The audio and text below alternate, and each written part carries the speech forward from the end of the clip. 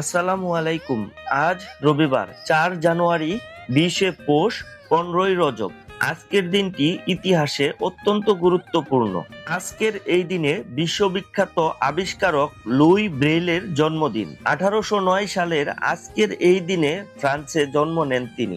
মাত্র ৩ বছর বয়সে এক দুর্ঘটনায় লুই ব্রেইল চিরতরে দৃষ্টিশক্তি হারান, কিন্তু হারাননি শেখার ইচ্ছা। পরবর্তীতে ফরাসি সেনাবাহিনীর নাইট রাইটিং পদ্ধতি থেকে অনুপ্রাণিত হয়ে মাত্র ১৫ বছর বয়সে ১৮২৪ সালে তিনি উদ্ভাবন করেন ৬ ডটের ব্রেইল লিপি।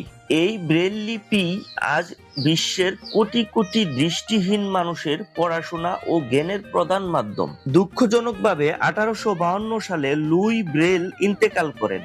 নিজের আবিষ্কারের পূর্ণ স্বীকৃতি তিনি জীবদ্দশায় দেখে যেতে পারেননি, কিন্তু তার জ্বালানো আলো আজও বিশ্বজুড়ে ছড়িয়ে আছে। আজকের দিনটি আরেকটি ঐতিহাসিক ঘটনারও সাক্ষী। আজকের এই দিনে ৪ জানুয়ারি ১৯৪৮ সালে ব্রিটিশ শাসন থেকে স্বাধীনতা লাভ করে মিয়ানমার।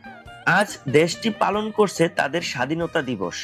একদিকে একজন মানুষের চিন্তায় জন্ম নেয় জ্ঞানের স্বাধীনতা, অন্যদিকে একটি জাতির স্বাধীনতার ইতিহাস। ৪ জানুয়ারি তাই সত্যিই একটি স্মরণীয় দিন।